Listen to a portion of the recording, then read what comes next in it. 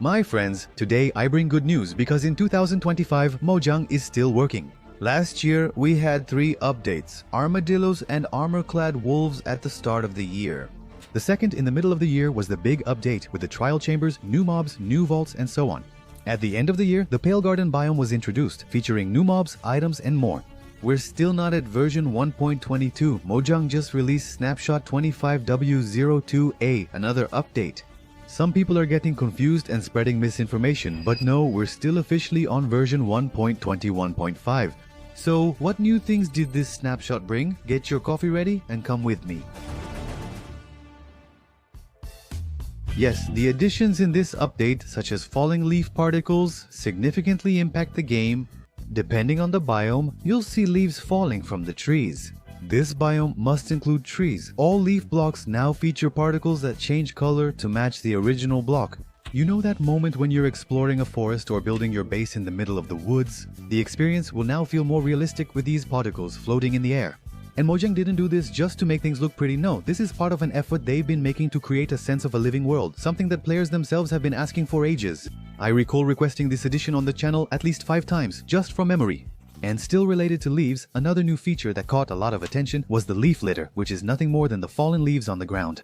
And this addition doesn't come in block form, but as a cover, like a carpet or snow, and each unit of leaf litter takes up a quarter of the size of a normal block, allowing you to make a series of designs using leaves. As simple as it may be, this block adds a layer of detail that will make your builds and landscapes more natural than ever, and it's also a change the community has been asking for a long time. You can collect these leaves with a shovel enchanted with Silk Touch, or create them by smelting any leaf block in a furnace, and they can be used both for decoration and as fuel. This will make forest biomes more authentic. Now Mojang can add carpet for everything. Leaf carpet, sand carpet, diamond carpet, reciprocal love carpet, and so on. It's just the tip of the iceberg. I don't mean to complain, but the Java version of Minecraft still lacks fallen logs, which seem to be present in the Bedrock edition. This small detail in the game adds realism, but in Java it's still lacking. But well, I can't help but mention the new pig variants. If you thought that only the old pink pig reigned supreme, get ready to meet the hot pig and the cold pig. They are climate variations of Minecraft's most iconic mob. The cold pig appears in colder biomes like snowy taiga and jagged hills. The hot pig shows up in drier biomes like savannas and badlands. And our good old pink pig now even has an official name, Seasoned Pig, and it appears in more intermediate biomes. What's interesting here is that when these pigs breed, the piglets aren't defined by the biome but by the combination of the parents. This allows for interesting combinations, and I can imagine people creating farms with pigs of all variants. Since this is a snapshot, Mojang is collecting feedback. If players happen to really like this idea, it's very likely they'll repeat it with chickens, cows, sheep, and everything else. Speaking of pigs, I want to briefly mention Technoblade. Remembering with gratitude our charismatic legend without sadness. I've been a fan of his since 2019. As long as Technoblade is remembered, he never dies. If there's one unexpected thing everyone has come to love, it's wildflowers. Yes, my friend, another type of plant to beautify the world and create new combinations. These beauties grow naturally in birch forests and old birch forests, adding a touch of color to biomes that, let's be honest, had been a bit neglected by Mojang. Wildflowers come in blue, pink, purple, red, white, and yellow colors and can be used to make dyes. They follow the same mechanics as leaf litter. Each unit covers 1/4 of a block, providing more decoration options. And now, with this new addition, you can create colorful and customized landscapes anywhere on the map. Just imagine a base in the middle of the forest, surrounded by these vibrant colored flowers with leaves falling from the trees and leaf litter covering the ground.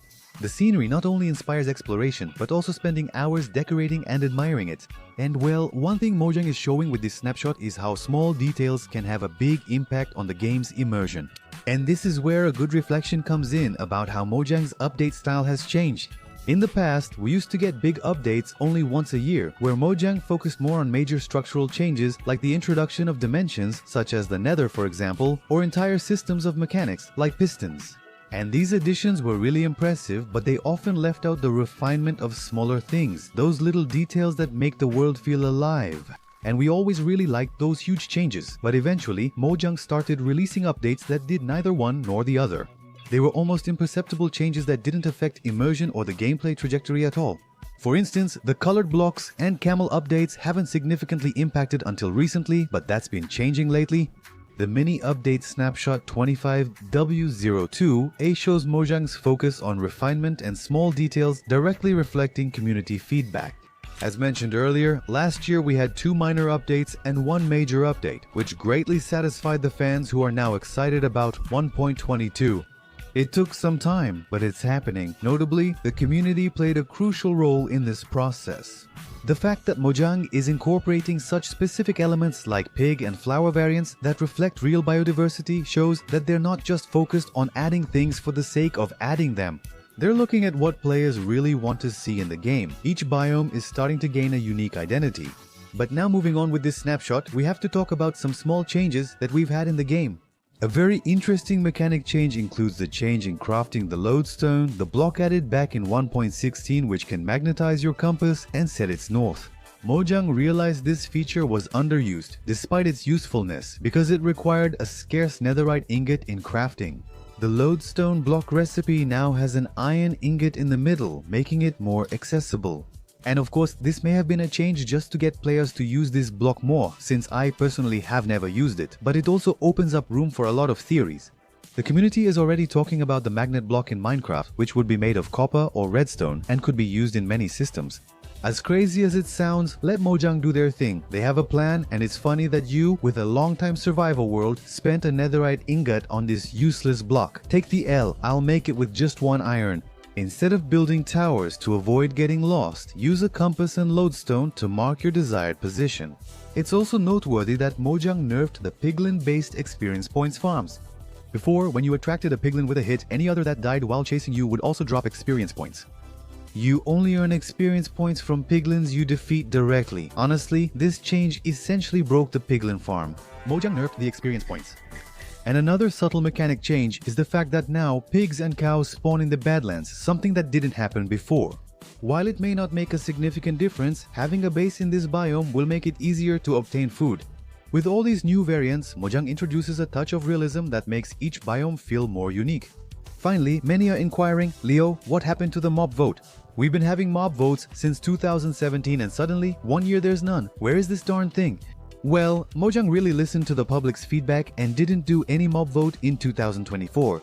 As we already know, winning through democracy in these votes has always been very controversial, bringing mobs that weren't always embraced by the community or didn't deliver what they promised. Many players were frustrated with this format, arguing it divided the community and excluded great ideas. A petition on change.org calling for the end of the mob vote gathered over 500,000 signatures, reflecting the general discontent.